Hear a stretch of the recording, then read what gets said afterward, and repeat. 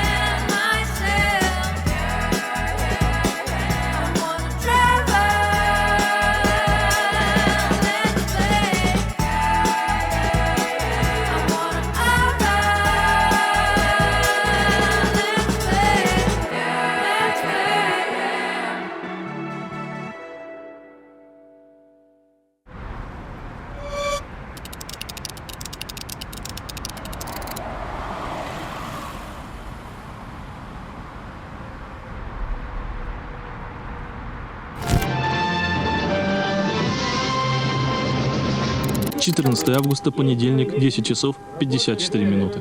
В Баренцевом море произошли неполадки на российской атомной подлодке «Курск». Она легла на грунт. Нас возмущает то, что наши дети еще пока что там находятся. И мало что предпринято для того, чтобы их оттуда вытащить. С момента аварии на атомной подлодке «Курск» пошли уже 6-е сутки. И уже почти сутки от тех людей, кто находится на борту терпящей бедствия субмарины, а это 118 человек, не поступает никаких сигналов. Спасатели работают с риском для жизни. Один из подводных аппаратов терпит аварию и экстренно всплывает. 19 августа официальные власти фактически заявили, что спасать больше некуда. В 17 часов по государственному телевидению начальник штаба Северного флота Михаил Моцик сказал, что надежда практически равна нулю. Снимайте погоны, вы со своей погоны боитесь, снимайте их сейчас. Лучше сейчас расстреливайтесь сами. Мы вам не дадим никакой жизни. Сволочи!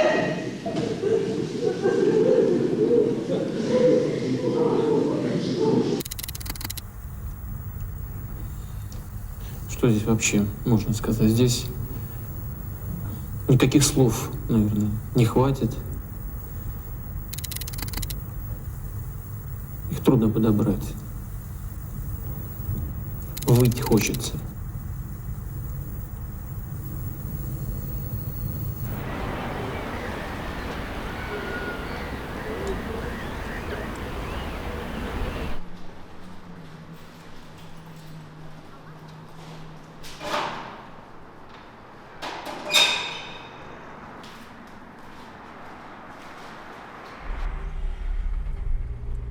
Чего? Давай, едь.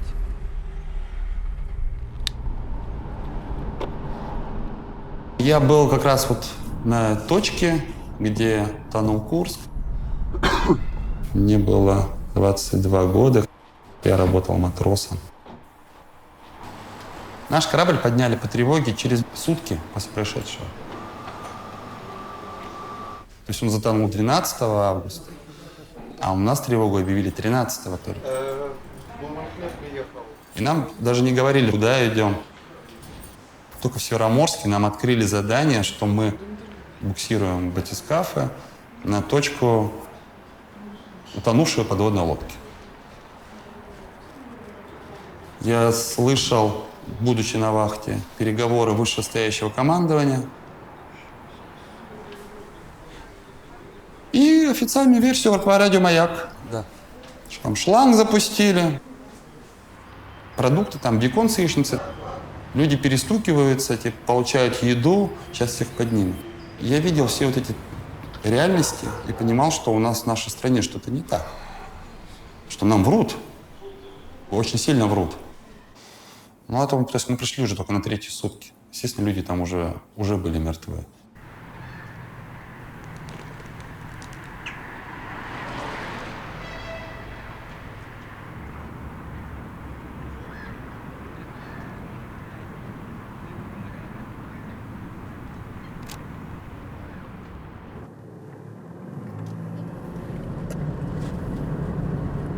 Мурманск, мне кажется, он и в этих вот историях. Вы знаете, что они отпилили рубку этого Курска и поставили ее в центре города? То есть они сделали не инсталляцию, они реально отпилили рубку подводной лодки, в которой погибали люди и стучались из нее, и писали записки. Это просто я не могу понять, кем надо быть. Мы чем гордимся-то? Ну, тем, что мы их там оставили? Ну, то есть тем, что мы не дали возможности их спасти?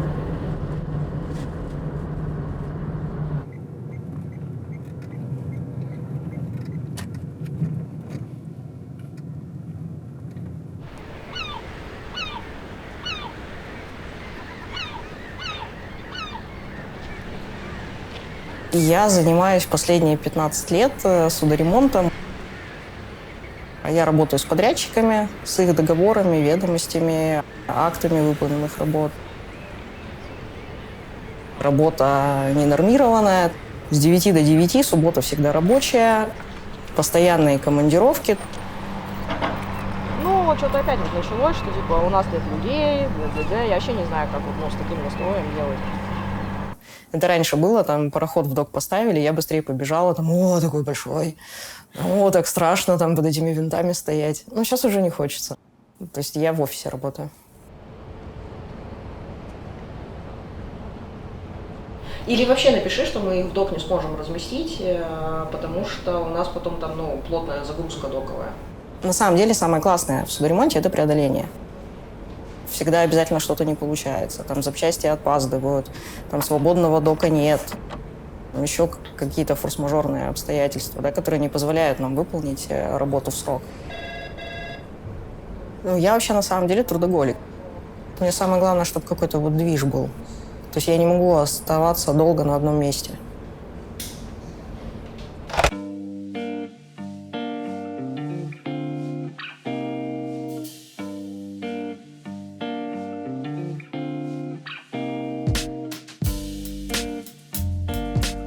Этот сериал мы снимали в прошлой жизни, от которой мало что осталось. И когда мы ездили по всей России, искали интересных квир-людей, чтобы рассказать их истории, мы даже не представляли, при каких обстоятельствах мы покажем это кино. И уж точно мы не думали, что всю нашу команду разбросает по всему миру, от Бразилии до Тель-Авива. Я 2 месяца назад оказался в Берлине. И хотя это не первый мой большой переезд, он точно самый тяжелый. Бывали дни, когда я к вечеру не мог уже ни говорить, ни ходить. Вся эта иммиграция мне казалась ужасной ошибкой, а мое будущее абсолютно беспросветным. Тогда я думал, что, кажется, начинается депрессия, и очень боялся этого. Но сейчас я понимаю, что это была здоровая, естественная реакция моего организма на перегрузки. Потому что иммиграция всех, абсолютно без исключения, сбивает с ног. И чтобы встать, тебе нужны какие-то опоры. Например, когда мы наконец сняли здесь квартиру, я помню, стало гораздо легче дышать. Еще мне очень повезло переехать сюда с моим любимым парнем.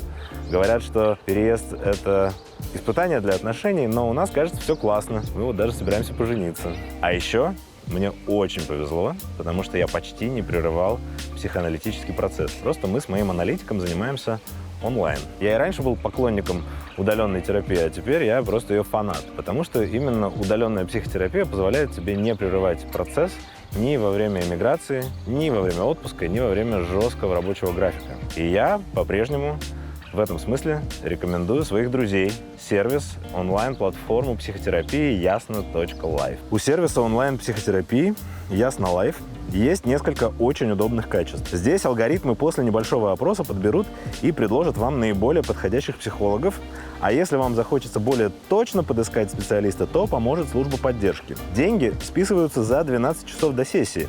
Это помогает преодолеть сопротивление, и за сутки вам придет напоминание, чтобы вы точно не пропустили оплаченную консультацию. Важно, что все психологи на платформе обладают как минимум 3-летним стажем практики и хорошим образованием. Занятия онлайн экономят уйму времени. Консультация стоит 2850 рублей. А с промокодом КАРЕН вы получите скидку 20% на первую консультацию. Этот промокод важно ввести при регистрации. Ссылку вы найдете в описании. Сейчас во всем мире идет месяц гордости. Это месяц, когда квир-люди себе и окружающим напоминают, что у нас есть все те же права, что и у всех остальных. Право любить и открыто выражать свою любовь, право заводить семью и детей и так далее. И сериал «Квирография», он ровно про это же. Так вот, чтобы реализовать все эти права, даже в самые мрачные времена, нам нужны все те же опоры. Это близкие отношения, ощущение смысла в жизни и хороший психотерапевт, который поможет навести какой-то порядок в своих мыслях и чувствах. Всем привет, это Виолетта Грудина. Только что Октябрьский районный суд постановил принудительно меня госпитализировать в ковидную больницу. И вот приехала моя карета, стоят судебные приставы, фиксируют. У меня нет пневмонии, у меня сатурация стопроцентная. Все это делается для того, чтобы у меня были осложнения и меня закрыли там.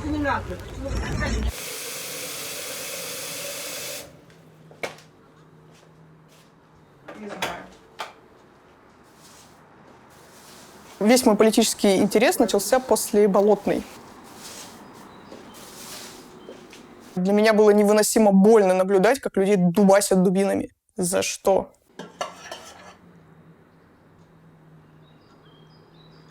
В 2017 году я пришла работать к Навальному в команду. Первое, что я спросила, как он собирается помогать ЛГБТ-сообществу. И он ответил честно, что он готов к диалогу с правозащитниками и различными организациями. Тут такая проблема. Возможно, у тебя остался мой документ о выдвижении. Посмотри, пожалуйста, у себя в сумке. Так, вот эту штуку надо точно взять с собой. Это документ, который подтверждал, что я официально кандидат. 1 день. Я баллотировалась в местный горсовет. Это нижайший уровень власти. Но я очень хотела быть представителем людей и помогать им внутри системы. Седины реально вылезла, капец.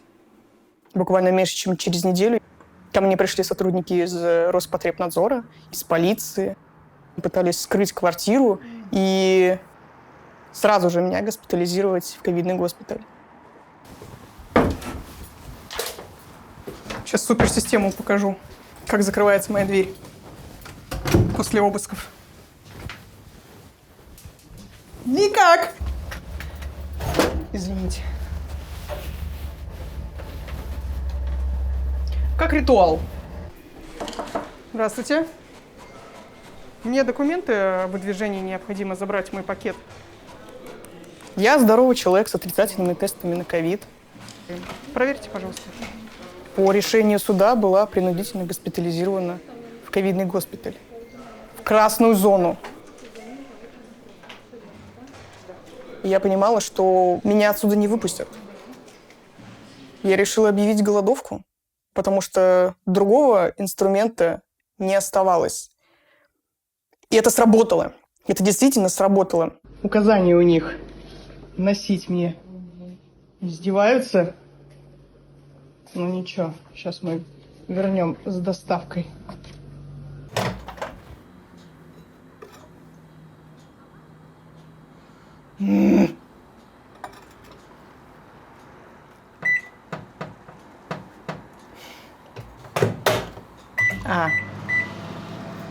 Динозавр.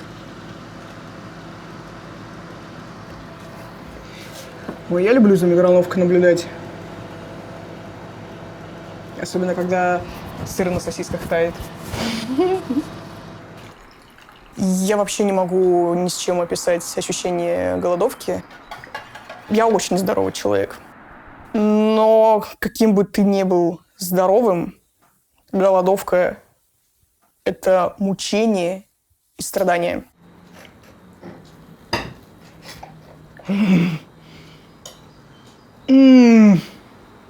Это божественно.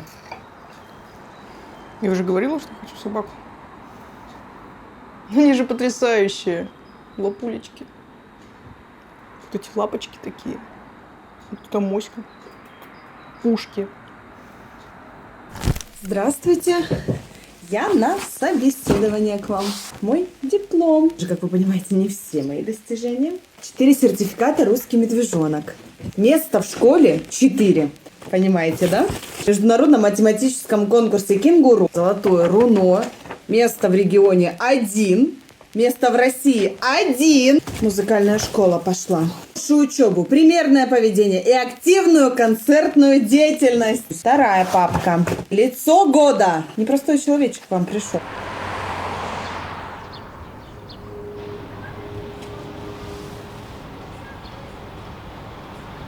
Добро пожаловать в центр города Оленегорск. Здесь мы видим стелу. В народе она называется Кукурузина. Почему? Одному Богу известно. Центральная площадь города построена по такому же проекту и тем же архитекторам, что и построена площадь Восстания в Петербурге.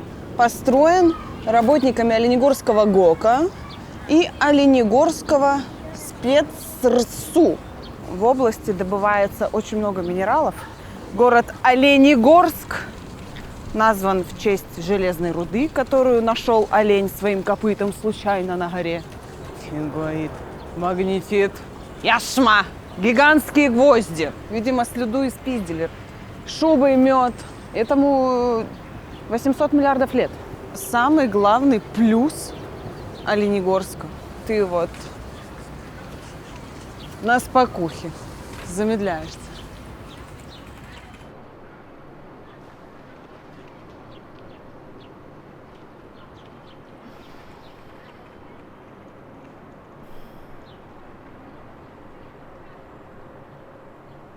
Мне очень нравится снимать на свой YouTube-канал лайв.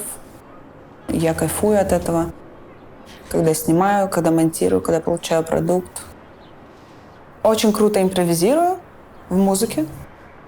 Я настолько чувствую себя круто в этом. И от этого публика кайфует очень сильно.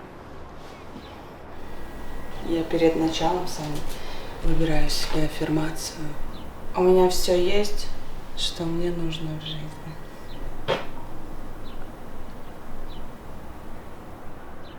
Я очень хороший функциональный бас, вокапелла и битбоксер.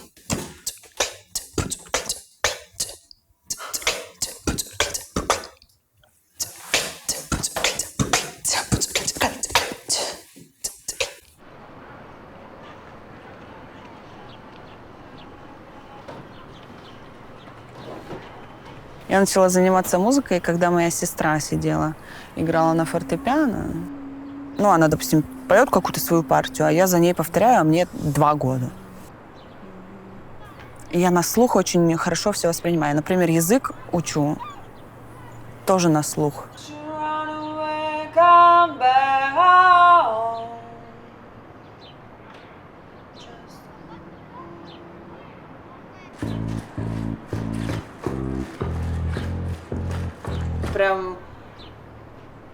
Прям хорошо. Я сижу сейчас больше за инструментом. Я пою, я больше интересуюсь программным обеспечением для записи музыки.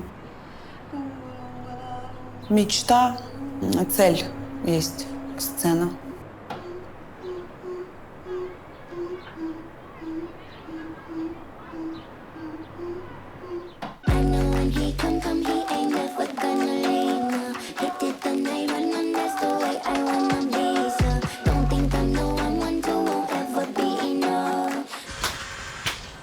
Роза белая, роза алая, просто круговая. Роза белая, роза алая. Нет, Женя, путаешь. Ароматами. Алло. Мы, короче, сейчас едем на 5 углов. Высаживайся там.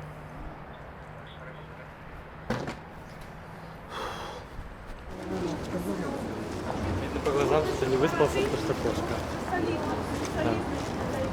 Бля, красиво, мне нравится. Вообще, Мы очень любили, моя компания, прийти в клуб накрашенными, золотые тени, там, смоки. Мы потом осмелели, начали ходить, то есть по улице, немножко с каким-то макияжем. А вот... Вот что я не мог тебя найти, как ты у меня записан. Ты что у меня записан на Лесбобус. И люди начали смотреть, какие-то выкрики, впили. Привет. Слушай, ты сегодня будешь? Типа, хочешь по лезвию ножа? Что тебя сейчас могут отпиздить, там, тыры-пыры. Страшновато, конечно, страшновато. Блядь, это так классно. Говорит, по углам. Нихуя себе по углам. Поговорим, пойдемте к нему в гримерку. Пойдем разговаривать. А как мы будем на сцену выходить? Блядь. Я не могу пройти к туфлям.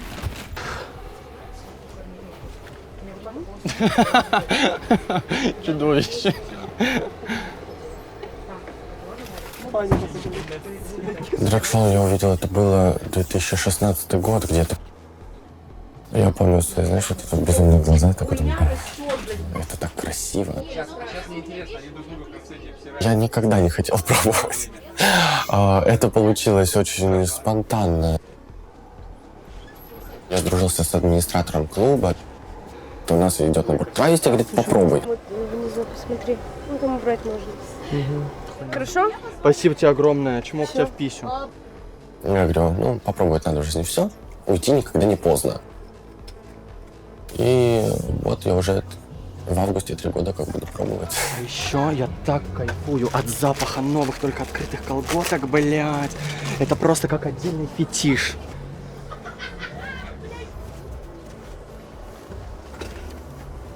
Госпожа Натейра.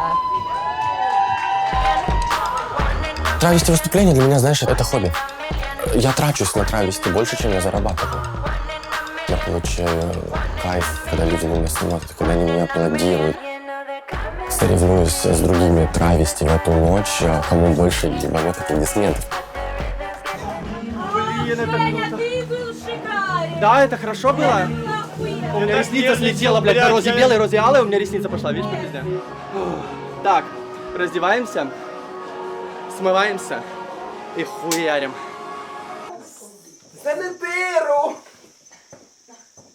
Я понимаю, что работа травести — это не только вот танцы. Хорошая травести — это общение со зрителем. Кого-то засрать, там, да, там, кого-то похвалить. Это должен делать хороший травести. Поэтому, я думаю, надо учиться.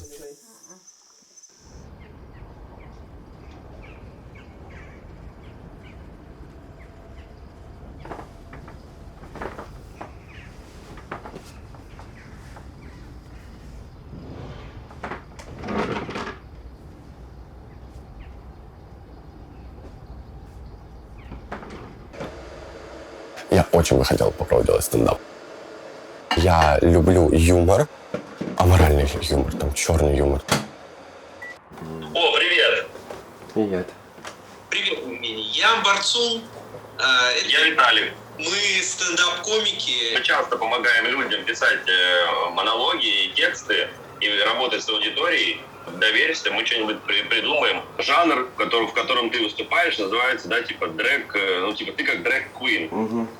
Ну, просто любопытно то, что все в основном тащат на себя только женское. И что-то я не видел ни одну женщину, которая такая бы, подштанники. Например, у нас девочка очень хорошо переодевается в Стаса Михайлова. Девочка переодевается в Стаса Михайлова как? Ну, просто не бреет ноги месяц и приходит на выступление с Бодуна. Все, Стас Михайлов. Она тогда всегда Стас Михайлов.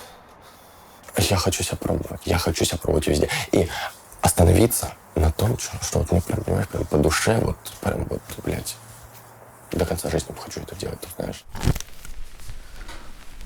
Привет, меня зовут Лиза, и сегодня я бы очень хотела поговорить с вами на тему мастурбации, мужской мастурбации в частности, и о табуировании секс-игрушек для мужчин. Это вообще проблема в целом нашей страны и сексуального воспитания. Люди боятся откровенно говорить о своих желаниях, боятся, даже если они четко знают, что они хотят, редкий человек может прийти и сказать, вот я хочу посмотреть вот эту модель и вот эту модель. Здесь линейка идет, то есть это типа оригинальный слепок с определенной звезды эротического фильма. Такая модель больше интересует. Давайте на ваш взгляд. Это называется ультраскин. Я состояла в отношениях только с мужчинами. С девушкой я впервые поцеловалась еще будучи в школе. То меня это скорее отпугивало. Можно использовать в паре, можно просто продев 2 пальца в колечко, использовать для стимуляции внешней клитора. Я не могу сказать, что было какое-то оформленное влечение к девушкам. Его реально не было, пока я не встретила Маргариту. Мы в Тиндере познакомились. Это было мое первое и последнее, наверное, интернет-знакомство. Наверное, было лишнее слово. Я приехала в командировку во Владивосток. Я вообще не думала сначала, что Маргарита настроена серьезно. Я изначально себя настраивала, что меня поматросит и бросит. Но когда мы потом поговорили, я помню прям этот день, мы сели на диван, и Маргарита говорит, ну что, давай обсудим, что мы будем дальше делать. Но я уволилась из банка, собрала свой красный чемодан, в котором было буквально там пару платьев, наверное, и каких-то белья какого-то. И эротического. Нет. Чин-чин. Чай. Ну или оставайся здесь, ты что-то одолел.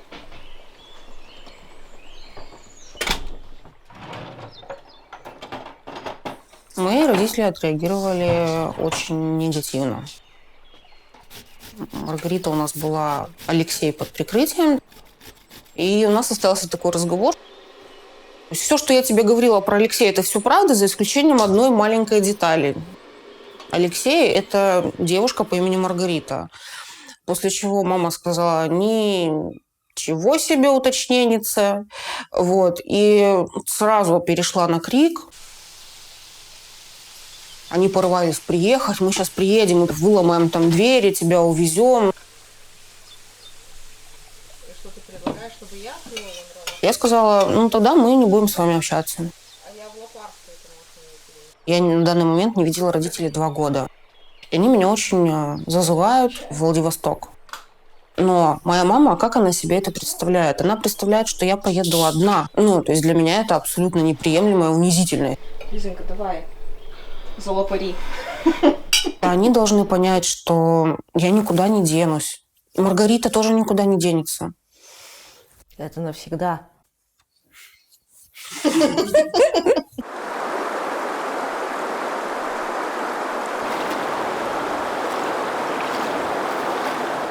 Игрок. Север. Ко мне, быстрее. У меня с семьей были очень сложные отношения, наверное, когда мне было к 30. У меня тогда были отношения, которые очень не понравились моей семье. Был большой скандал. Я не разговаривала с родителями почти год. Они меня выставили из квартиры. В общем, много было всякой там фигни. Быстрее, еще быстрее. Давай, сейчас я поймаю. Я тебя поймаю.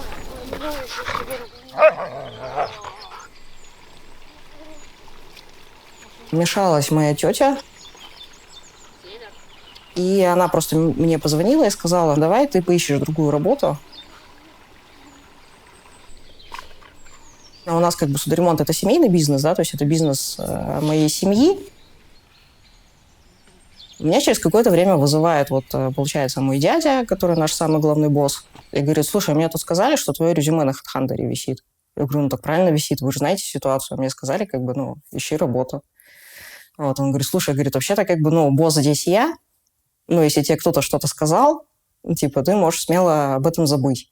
Иди херней не занимайся и работай.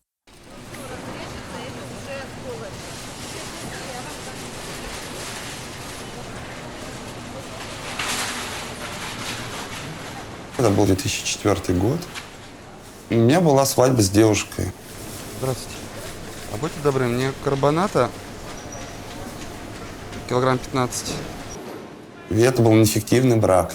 Я считал, что если у меня будет жена, вся моя бисексуальность, гомосексуальность уйдет в никуда, и будет у меня все нормально. В итоге ничего нормального не было. После свадьбы она уже узнала, что я гей.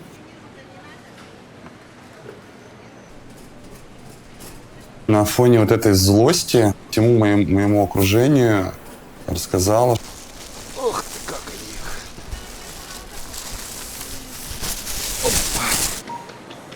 Там не было такой открытого какой-то гомофобии. А такие шуточки, смехуёчки. Но мне понравилось тогда поведение моей начальницы. Она сделала собрание, сказала: еще раз я услышал, что что-то такое подобное происходит. Человек будет уволен без объяснения причин. Вся гомофобия исчезла после вот этого мини-собрания. Так, оп, и все закрылось.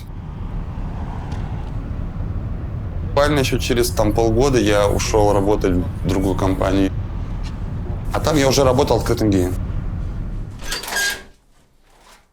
Я стал волонтером ЛГБТ-движения «Максимум». Еще! Когда я стал активистом, я понял, мне нужен график, который я могу планировать сам. Саму зарабатывать. То есть быть в бизнесе.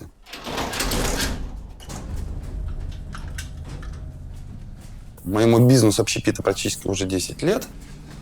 Ты бы скоропорт закидала бы сначала в холодильник, потом уже овощи. Несколько столовых на предприятии, небольшое кафе и ночной клуб закрытого типа.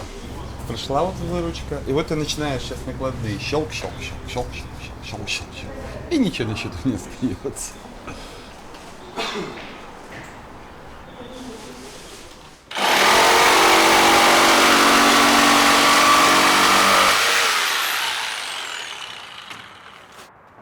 Я строю комьюнити-центр. Это место, где можно получить помощь, получить поддержку. Есть люди, которые, придя сюда в комьюнити-центр, влились в сообщество. То есть они до этого были одни. Ну вот мы практически закончили кабинет психолога. Там осталось повесить жалюзи на окна. Там может быть шелтер. Можно просто постелить матрас, и люди могут спать и жить. Сюда не нападали. Адреса нету в свободном доступе. Если безопасность мы не можем обеспечить, мы не проводим мероприятия.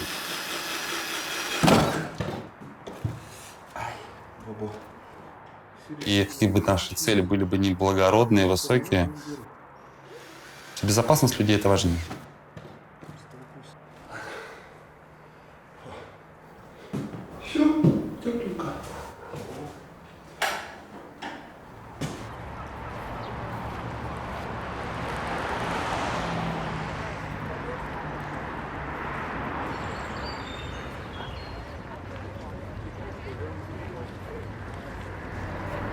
Маленькие ядресята ходят.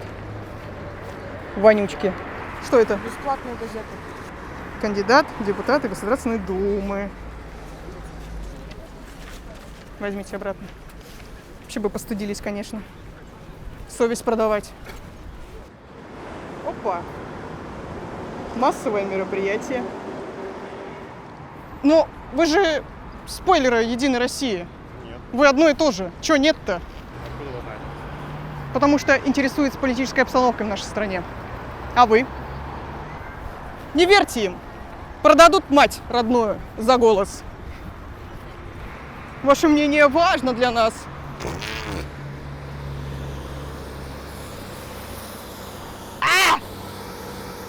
Меня зовут Виолетта Грудина. А тебя как? Я рад, я Даня. Кто? Даня, приятно познакомиться. Привет, Даня. Как тебе живется, продавая совесть свою? Слушай, никак, я не в политике. Подойди к любому человеку вот здесь и спроси, готовы они отдать свой голос за Единую Россию или нет? А ты позоришься, стоишь, за бабки продаешься. Мне интересно мнение других людей. Я работаю... Не интересно? Девчат, вопрос такой. Не уходите. Знаете партию Единая Россия? Да. Вот готовы отдать за нее голос прямо Нет. сейчас? Здравствуйте. Вы готовы прямо сейчас вот этому молодому человеку отдать голос за партию Единая Россия? Нет. Вы готовы прямо сейчас отдать голос за партию Единая Россия? Да или нет? Нет. О, справедливый рост, и сейчас их тоже достанем. Всего нового уже. Что вы от меня хотите? Совестливости хочу.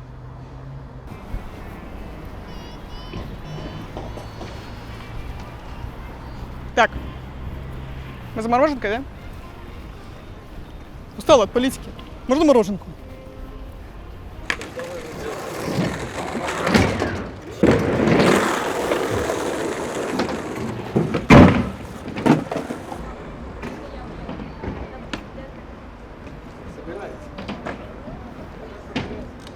Иногда мне кажется, что я доставляю очень много близким какие-то проблемы. Я люблю своих родителей, но если я готова принимать людей с их недостатками, то мои недостатки в виде сексуальной ориентации и политических взглядов что-то не особо приживается в моей семье. Лапулечки. Где-то из них будет мой. Вот смотри, какой хорошенький. Вот этот, который. То есть скоро у меня будет пес?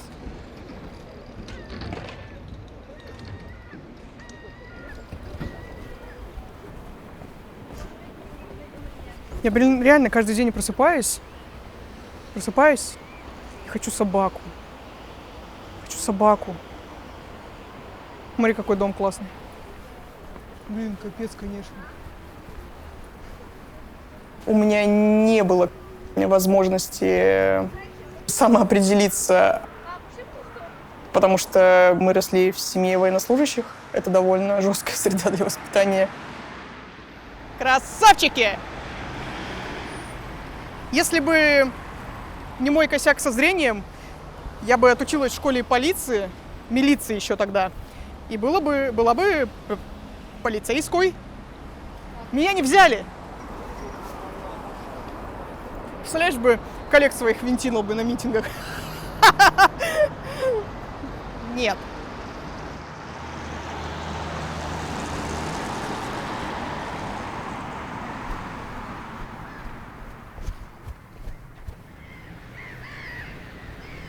Защита от угольной пыли, которая ни хера не помогает. И морской порт. Я довольно поздно себя приняла. Вы приговариваетесь к пожизненному заключению в Мурманске. Помню последнюю попытку отчаявшейся, наверное, моей мамы познакомить меня с приличным мужчиной, с военнослужащим. А здесь много девчат. И мальчик, кстати, есть. Я периодически здесь иногда ошиваюсь и вижу такие записи какие-нибудь. Просто я ему призналась, скажу, слушай, ну не могу я быть с тобой. Мужчины не для меня. Что я должна была сделать? Я до последнего заставляла себя. Когда встречаешь того или иного человека, всегда же хочется максимально долго с ним быть. Но иногда в жизни все складывается не так, как бы хотелось. У меня нет такого, что я сижу там, конечно, днями переживаю или еще что-то. Моя бывшая подруга, как казалось мне, любовь всей моей жизни, завела себе бигля в период, когда мы уже разошлись. Но это было тяжело, потому что это было моей мечтой. Но я рада, что у человека теперь есть безусловная любовь, которая не будет доставлять себе проблем. Последнее, что я от нее слышала, у тебя снова все плохо, опять все плохо, типа, как мне надоело. Это было накануне, когда нас распустили штабы, я имею в виду. То есть в один момент, когда начались вот эти тяжелые все истории, от меня ушла любимая женщина, я лишилась работы, потом еще, и какие-то другие проблемы, связанные с этим.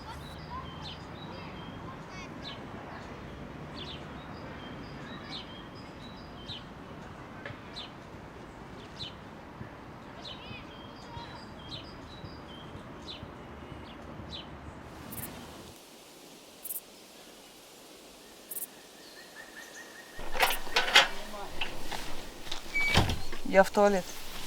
На медведя не пускайте. Стройматериалы уже все привезли. парашюты висят. Здесь будет дом. Сейчас он не здесь, он в плане. И здесь ковровые дорожки. Я здесь репетирую выход за Оскаром. А это Анастейша. Это моя. Познакомьтесь. Да поцелуй. Да... Короче, она не в духе, как обычно. Прошу. Это все только лишь строится. И вот зеркальный зал.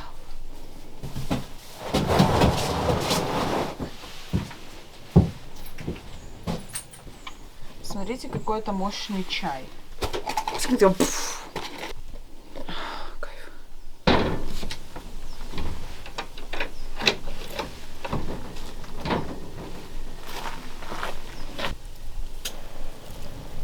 И подкладываем.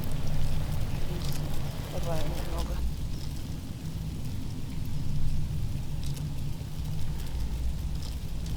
У меня никогда не было такого, что я стремилась переехать в Америку.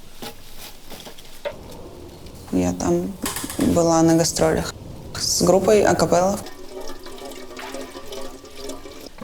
Чайник. Я там стала общаться с парнем, и потом я туда переехала к нему и вышла замуж. И ждем. Мы прожили вместе 2 года. И я бы могла там остаться и жить в Америке. Но я так не хотела жить. Когда я там была, я понимала, что я почти постоянно одна, что я занимаюсь своими делами. Нет никакой семьи. Нет ничего общего.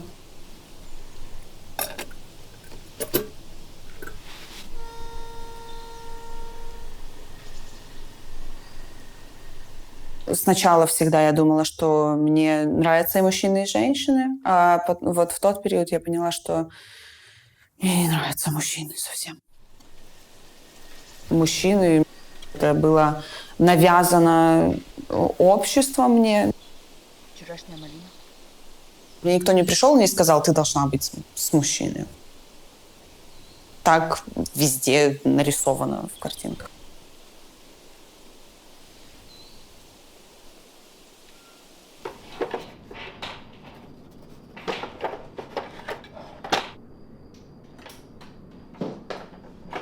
Сейчас Маша рисует обложку для моей эпишки.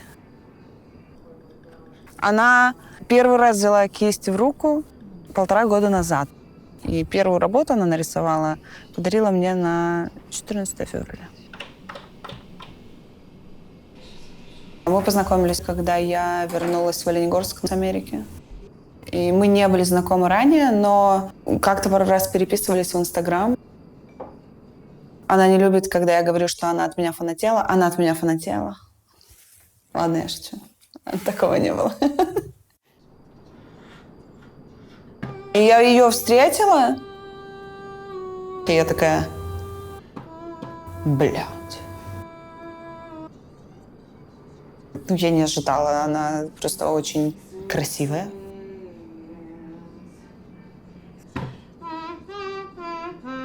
И очень болезненно это восприняла моя мама. В течение всей моей жизни любой мой партнер воспринимался не очень позитивно. Поэтому у меня нет такого, что я прихожу и говорю, вот это мой парень, вот это моя девушка. Я, когда встречалась с парнями в том же Оленегорске, я же не приходила и не говорила, мама, папа, я гетеросексуалка там, или бисексуалка, или я с Алешей. Смотрите. Я сказала, что я никогда найду никого лучше тебя. Ты касалась ладонью своей, не люблю белых души без судьба. Ты сказала, что я лучшая, что любить меня будешь всегда ты. Время не возвращаться, время мне дало зречь, я была слепая дура. Полегче со мной я. Теперь я с тобой правда.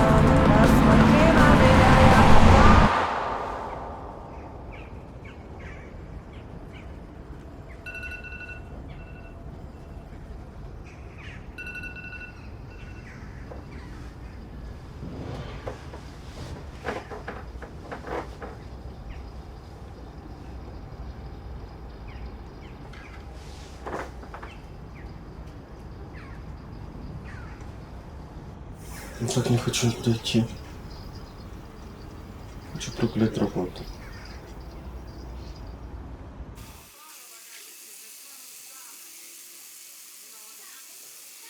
Я люблю развлекаться, я люблю шмотки. Я очень люблю потусить. Но здесь я перетусил все, мне кажется. Вот этот город, он очень мал для меня. Я не могу себя здесь, реализовать. Я успел, поработать в одном заведении, официантом 2 года. Потом в магазине я успел поработать. Доброе утро. У вас есть вот такие сигареты? В парке семейного отдыха, в больнице, аниматором, в клубе, Потому что тупо здесь нечего, делать. У меня опять настроение упало. Почему? Я увидел это здание. Я хочу отсюда свалить. Когда я перееду, я хочу пойти работать в онкологию. У нас, потому что 2 отделения, которые получают много денег. Это хирургия и онкология. Новый, кстати. Мам, дай, пожалуйста, джинсы. Мам, дай джинсы. Вау, вообще.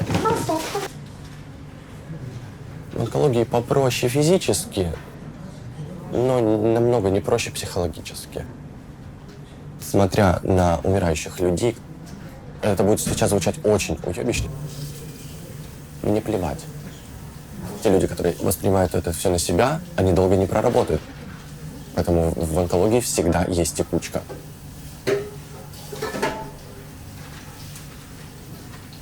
Мне проще вот так вот на них, смотреть, как они есть сейчас. Вот так вот, их нету. Все, в мешок запаковали, вызвали бригаду, увозите. Все, этого человека не было в моей жизни. Ну ты, ебучая Кэт.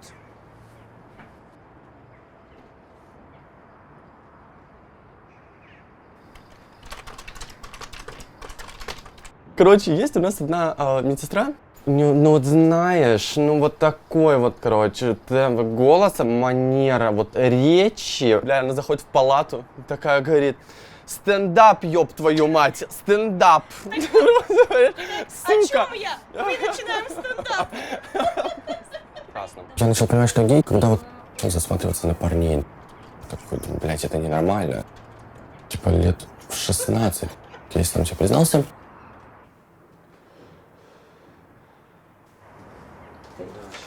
Мне начало очень понравилось. Так а как сделать так, чтобы они там, плакать не начали? Я так люблю черную юмореску, знаешь, это... Как говорили классики, лучше батя, только дед. В моем случае...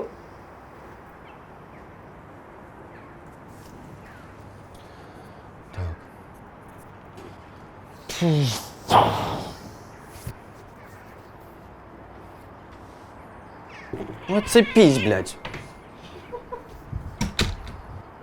Как такую ситуацию можно смешно обыграть вообще, Я серьезно, я лежал на кровати и сам с собой вслух: давай, признайся в этом. Нет, я не признаюсь. Почему ты не можешь признаться? Ты говорит, ты смотришь гей-порно. И что? Это ничего не значит. Я минут 15, лежал на кровати, пиздел сам с собой. И такой, знаешь, давай, на 1, 2, 3, раз, два. Да нет, я не признаюсь. Ну и потом, с какой-то попытки, наверное, с 5-й, и я сам себе признался, я говорю: давай, 1, 2, 3. Я, как отпустила, понимаешь?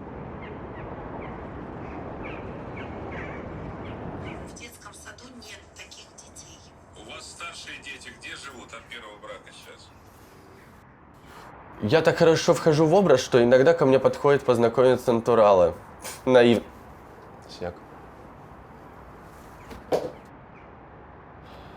Наивные. Знакомиться, да, с мужиками мне вообще на самом деле очень просто, потому что у нас в городе на меня засматриваются.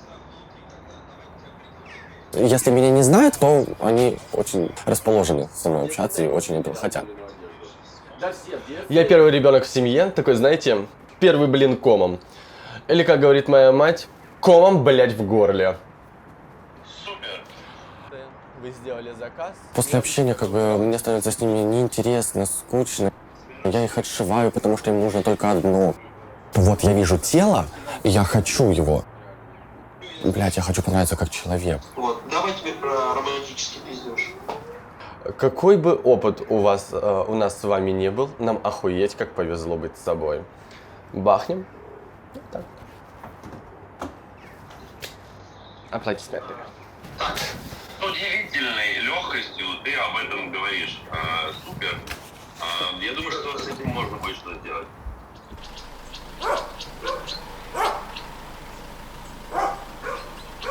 Это каждое окно, у меня установка вышла 2 года назад 5000.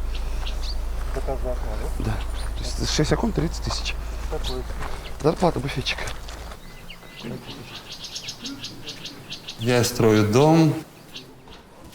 Ну, я купил его 3 года назад. Мой парень на тот момент очень загорелся этим домом. В итоге решились мы и взяли вот его в рассрочку. В итоге с парнем я расстался, остался я с домом один-один. Скажем так, не совсем в личной жизни все удачно складывается. И, может быть, из-за того, что очень много не дают там и бизнесу.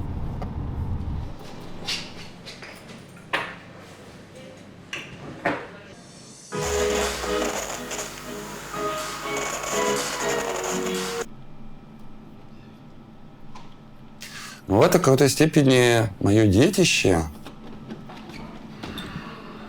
в которое я вложил уже огромное количество сил, ресурсов.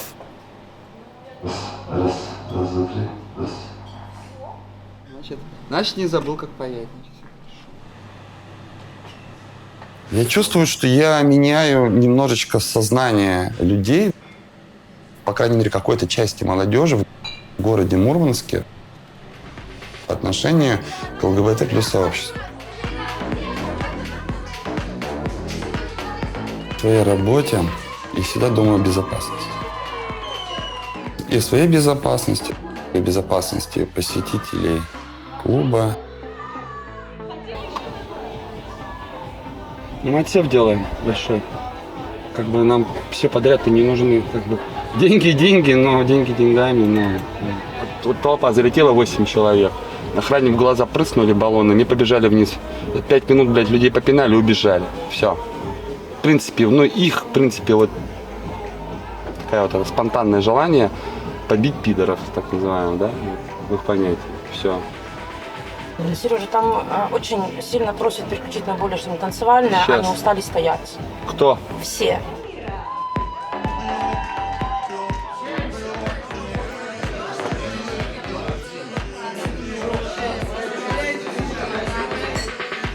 У меня нету пока прямо рисков, которые угрожают моей жизни напрямую. Но если они будут, если да, мне будет заведено какое-то там фиктивное уголовное дело против меня, по тому же, не знаю, экстремизму, то да, я уеду.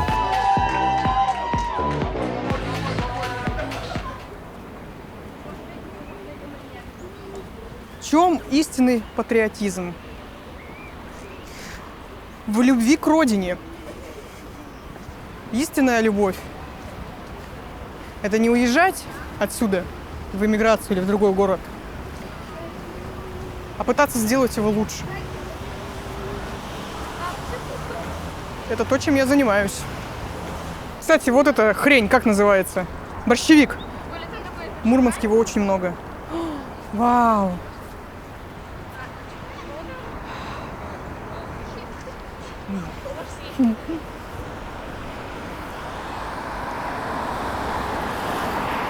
Вкусно.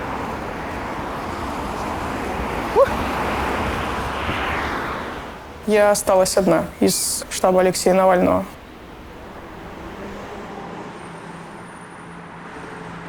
Что ни день, так новое уголовное дело. Это обычная жизнь оппозиционеров. Я этого не боюсь.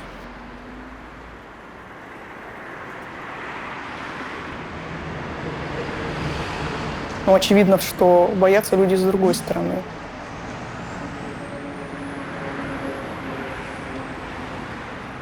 Из-за тебя рассветы, туманы, тра-та-та.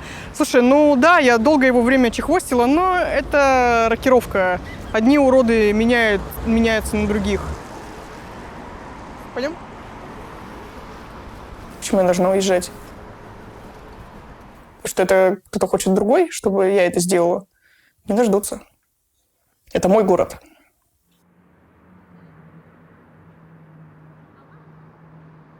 Уважаемые жители города Мурманска, в нашем спокойном северном городе появилась банда нелюдей, склоняющая людей к гомосексуализму и иным непристойностям. Их лидером является Грудина Виолетта. Подпись: неравнодушные жители города Мурманска. Почему? Я прекрасно знаю, какое у меня там политическое будущее, чем я буду заниматься. Там цели, достижения, средства. Так. Продолжу свою карьеру в виде, наверное, политического блогера. Номер не существует. Что у нас существует? Я каким-то образом оказалась должником, и в отношении меня возбуждено исполнительное производство. Перезвоните, пожалуйста, после обеда. Сейчас обед. Я ненавижу ублюдков. Всех ненавижу.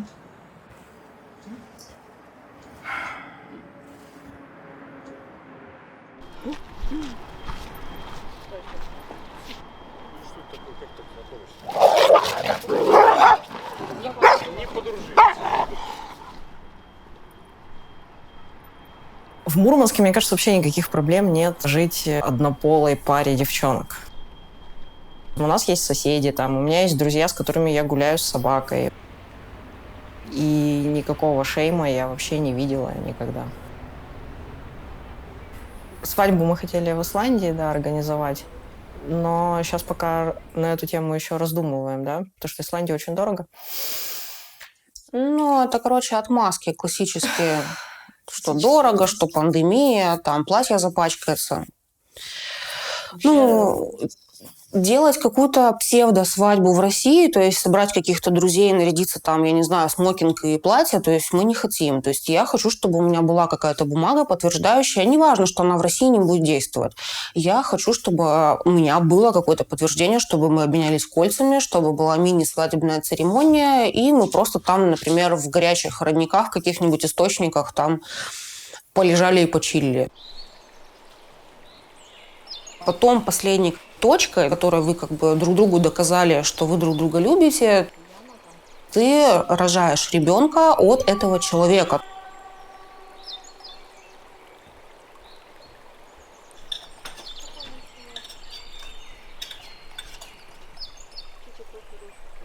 Я считаю, что если сложится, что дети будут, это будет прекрасно. Если их не будет, мы тоже будем жить полноценной какой-то насыщенной жизнью. Я прям вот в этом уверена.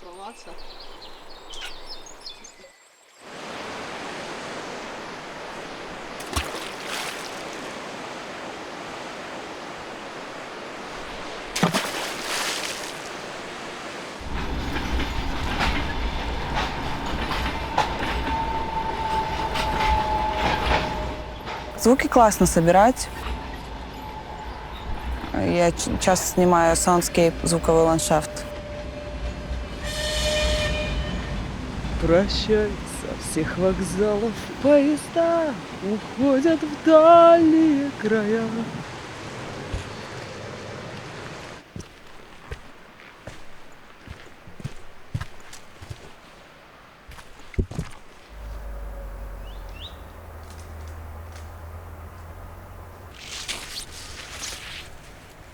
В этом что-то есть, но маловато. Давай еще раз.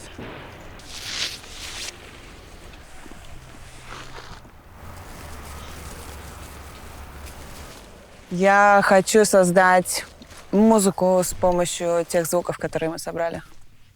Вообще много что издает звук. Просто мы мало что замечаем. Мы записывали валежник, мы записывали камни, палки, мы записывали песок, воду, гигантские камни, чаек, птичек. Мы записывали гигантские тачки в карьере, как они называются? Белазы. Мы записывали белазы в карьере.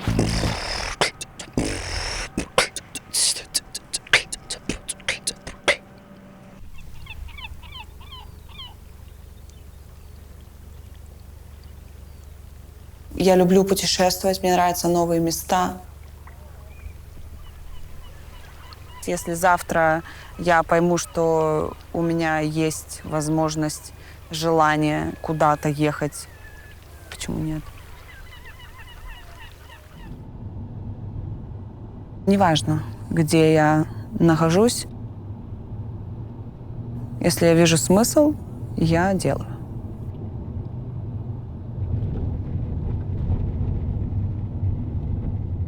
Алло, Пись, привет. Что, ты помнишь, что я сегодня к тебе приезжаю? Ты ждешь меня? Хорошо, торт купила? А, что, серьезно?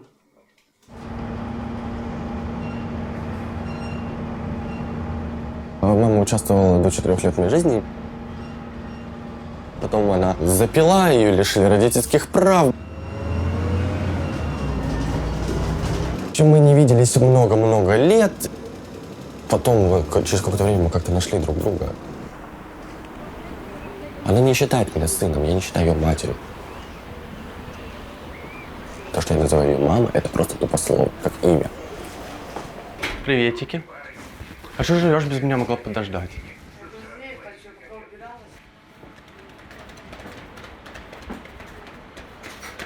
Что, как дела? Мы общаемся как подружки. Дашка должна приехать. Как думаешь, приедет? Нет, конечно. Да, я ей там, блядь, могу рассказать о своих походах с парнями. Она мне может рассказать, как она там потусила. Если тебе попадется клей для ресниц, который, знаешь, такой силиконовый, будет вообще супер, заказывай мне. Че, про отца ничего не слышно? А? Тебе так ближе слышно. Да это, знаешь, незнакомый нахуй для меня человек. Просто иногда люблю его пообсирать.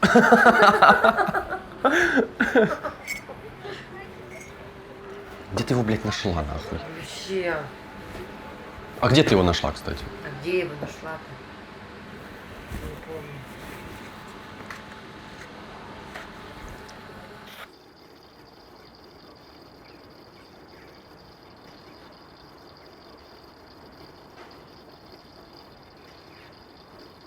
Я планирую сейчас везде помыться, побриться. Вот. И надо будет, короче, этот... Да, блядь, свали ты нахуй, заебала! И, короче, надо будет купить клей, колготки.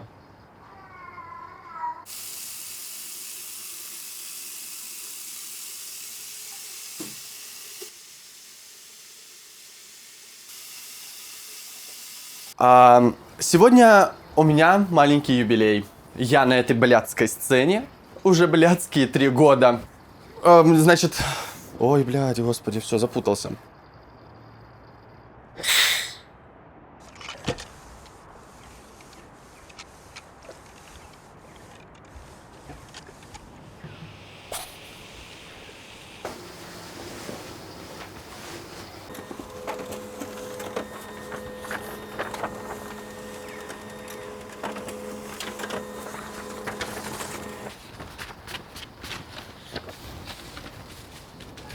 Дружок, это правда, я не Клава Кока, я Баба Клава из ковидного отделения. Днем я работаю медбратом, а ночью, как видите, медсестрой. Днем я санитар, а ночью королева антисанитарии. Быть медбратом в областной больнице – это не то, что вы привыкли видеть в порно. С врачом и пациентом. Нет, нас там, конечно, тоже в жопу ебут, но удовольствия мы от этого не получаем. Нет, я люблю, конечно, когда передо мной трусы снимают, но не для того, чтобы я сказал, что это сыпь, и она сама пройдет. Кать, пообещай, ты будешь смеяться и хлопать громче всех. Да, громче всех буду. Арина, кстати, твоя Алена будет сегодня? Я смогу. Я дышу. Я жива. Это моя фраза. Заткнись. Давайте. Шоу! Итак, доброй ночи, Таунхилл!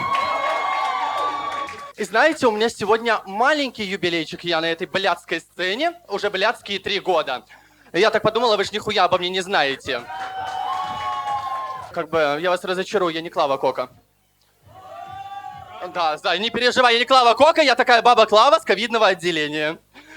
Днем я просто работаю медбратом, а ночью я такая, знаете, медсестра. Днем я санитар, а ночью королева вашей вот этой всей, блядь, антисанитарии. Тут недавно Карен спросил, знает ли батя то, что я гей? А у меня-то батя, блядь, знает, как никто другой, он узнал об этом первый. Мне было, значит, 4 года, вот, и он такой мне говорит, давай поиграем. Я тогда так охуел, думаю, блядь, батя до этого никогда на меня просто внимания не обращал. Вот, ну я-то что, я маленький, говорю, да, говорю, давай поиграем. То есть я понимаю, что, типа, может быть, типа, игра на одевание, кто быстрее оденется, вот. Ну, что мне еще, блядь, может прийти в голову? Я раздеваюсь, и я понимаю, что он, блядь, раздевается, и говорит, типа, блядь, Стасия, у него член стоит, понимаешь?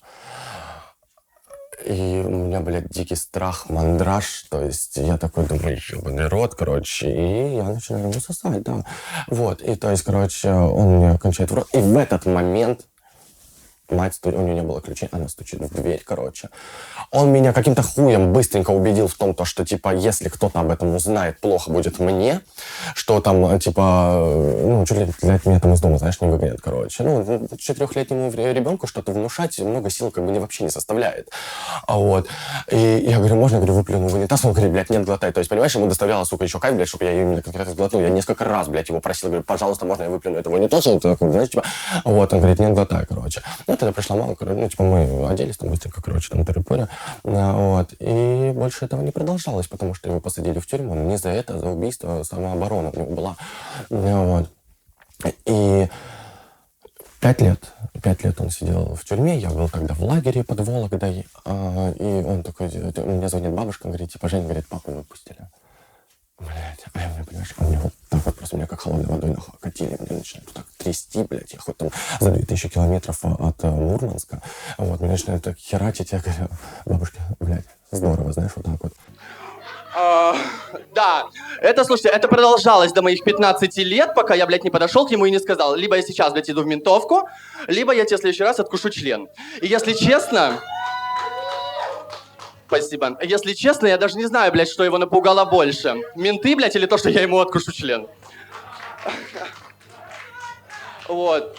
Ой, приуныла моя хорошая. Да ладно тебе, успокойся. Если я уж пережил эту хуйню, блядь, то и вам должно быть вообще насрать. Вот.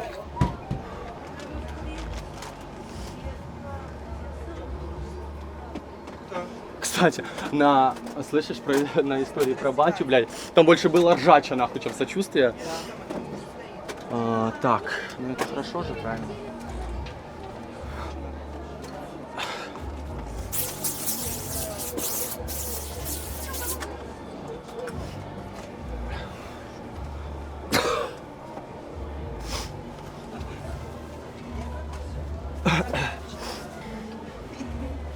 Это называется педофилия. Это страшно. Мне кажется, это такая травма, блядь, для ребенка. В какой-то степени, я считаю, это меня так закалило прям хорошо. Я не позволю больше над собой совершать какие-то вот такие подобные действия кому-то. Я уверен, что он это пережил. Ну, типа, я не покончил с самоубийством. Это мне не мешает жить. У меня психологических проблем нет. Посмотри на себя, халат и жар. Я буду любить тебя, пока кружится шар. Мне не легче, ни дня свой, опять для меня разожги между нами пожар. Очень горячо, смотри на себя, как горячо. На остатки я буду в клочья. Так творятся миры, мы давно не на ты, многократные многоточия. Не выходи из комнаты со мной. Давай покурим одну за одной. Ты пахнешь, как раньше, любовью и фальшью. Ты больше не мой томбой.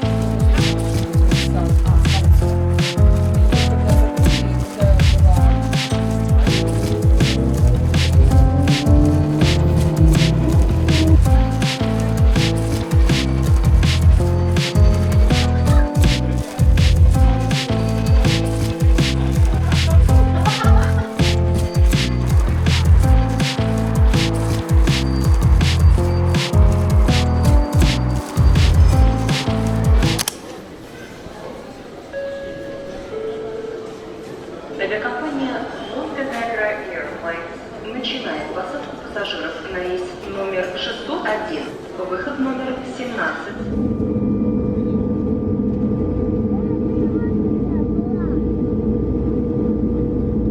Выходи из комнаты со мной, давай покурим одну за одной. Ты пахнешь, как раньше, любовью и фальшью. Ты больше не мой томбой. Полегче со мной, я теперь не с тобой, правда. Смотри на меня, я такая твоя, но теперь не с тобой, правда. Полегче со мной, я теперь не с тобой, правда. Смотри на меня, я такая твоя, но теперь не с тобой, правда. Легче со мной, я теперь не с тобой, правда. Смотри на меня, я такая твоя, но теперь не с тобой, правда. Но теперь не с тобой, правда. Но теперь не с тобой, правда. Но теперь не с тобой, но теперь не с тобой.